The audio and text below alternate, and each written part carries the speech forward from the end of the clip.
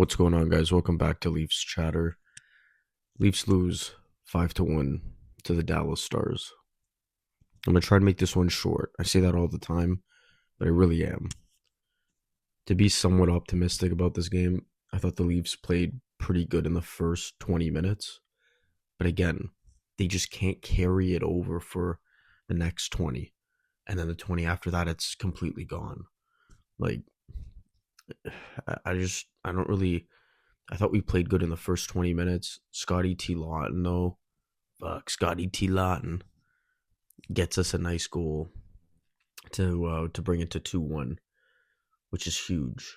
This all obviously didn't happen in the first period, but first period really came, in my opinion, I thought we played pretty solid hockey.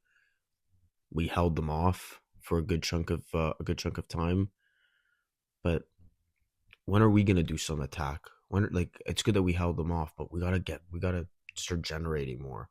I thought we generated a little bit in the first period, and then again, it just gradually starts to get worse as the game goes on. It gets progressively worse, which I honestly don't understand it. But Lawton shows is the only one that has any heart. Gets a shorty. Guy gets a short-handed goal that should fire up the boys. Makes it 2-1. That should fire everybody up, and he's freaking mega passion. He's got a monstrosity amount of passion that should get everyone going. You think? No, we give up the lead. Or we give up. We already were losing. Sorry, we gave up another goal 4 minutes later. Like, that whole sequence, that whole goal that was generated through hard checking, and then just a wicked shot to just beat the goalie. Like, ridiculous. All that work Scotty T. Lawton put in, nothing. Nothing happened. It's a joke. It's a joke. I mean, did I think Hildeby played his best game? No. Would I blame it all on him? Of course not. Of course not. I thought the first goal feel like it could have. I feel like he could have got it. Like, that one, I feel like could have been stopped. Even Chief, I think, said it as well. But yeah, like, the goals going. The next two were all tips. So I mean, like, what do you want him to do? Why don't you box out better in front of the net? That's that's just an option. Like, I don't know. It's surprisingly, Riley wasn't a minus this game. He was even, so technically it was a -1 because he was on the ice for a goal, and he was on the ice when they scored. But I don't know. Still, I'm not a fan of him. He doesn't play hockey the right way, in my opinion. Again, Scotty Lawton, savior.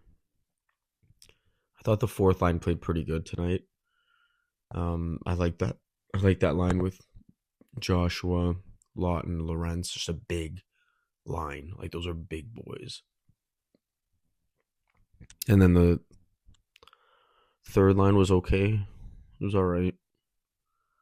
Matthews, I thought, was generating some chances, but you can't miss a breakaway, man. You go backhand, just fucking wrist that.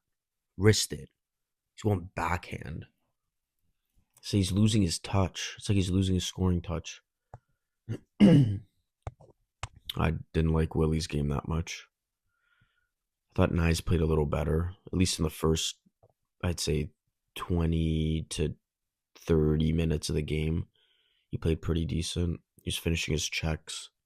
Just being hard on pucks, winning some puck battles. I thought Michelli honestly played okay. I thought he played all right. Johnny T hustled. But, like, Willie, he just looks off. He looks off. Myers is no good. Benoit has been looking kind of bad recently. In the past, I think. I know he hasn't looked to his standard all year. But I think right now it's starting to get progressively worse than what he was bringing. Like, I love his physicality. He's the only one that's willing to be physical, other than, like, McCabe. Drop the mid, step up for teammates. But if he's not playing good, you can't play him, unfortunately. And I loved Benoit when we signed him. But now again, you get a little too comfortable. You get your contract, even though his contract's not huge. You start slacking off a bit. Nye's the same thing. He started off hot and now he's slacking off. I don't know what the hell's going on. But he played okay tonight, I thought, Nyes. But yeah, again, just no good. No good. I didn't think we were going to beat this team anyways, but it would have been cool. Some like Leafy type shit to happen where we end up winning that game. Because sometimes we can. Last year, we'd play a team, we'd be like, oh, we're getting crushed. Then we end up winning. So we don't even have that leafiness luck on our side. Now we're just on a losing streak. So what happens now? I guess Chiefs gone for Pete Dober. I don't know. There's rumors. Nick Alberga for Leafs Nation. Go check them out. That's a really good podcast. They said that like it seems like the Leafs aren't looking to get rid of the coach. Okay. So then what, the GM? You get rid of the GM? I don't know. Maybe. Or is it personnel? If it was personnel, we should have done it before the freeze. Now, like, I sure would hope they start cooking stuff up. Because, like, you can still talk to teams, you just can't put through any trades. So maybe he's talking to teams trying to figure some shit out. Maybe that's why Michelli is back in the lineup for Showcase. Maybe that's why Yarncroke is back in the lineup for Showcase, even though they just took him out this game. Like, I'm assuming that that's what it's for. I mean, it can't be because you enjoy playing them. Like, if you enjoy playing Yarncroke, you're out of your fucking mind. That guy's shit. That guy's garbage. I'd rather have Pez in there. I'd rather put Pezzetta in the lineup. Like, if he's going to do nothing, if Yarncroke's going to do nothing, offensively, defensively, just put Pez in there. At least he's going to stir shit up. He'll bring people into the fight. You have a fourth line of Joshua, Lawton, Pez. Oh my god. That line would cause freaking mayhem. But I don't know. I don't know why Tree doesn't want to do it. Maybe he can't. Maybe he's due to like cap restrictions, he can't do it. I don't know. We have 2 defensemen on IR. I'm assuming you put Carlo on LTIR, he's going to be gone for a good amount of time. I don't know what you do. You got to get rid of somebody. Robertson's the only one that plays with any sort of like he plays with heart. He plays with heart. Same with Scotty T. Lawton. Plays with heart. I think Joshua plays with a lot of heart, in my opinion. A lot of passion. Lorentz, I think, does too, but he's not as gritty. But he plays to win. You can see it. You can see the effort levels. But again, I don't know what to do with it now. Like again, we can go over this game, but like, what are we going over?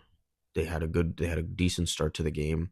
Started having a little bit in the second, and then it brushed off, and then that was it.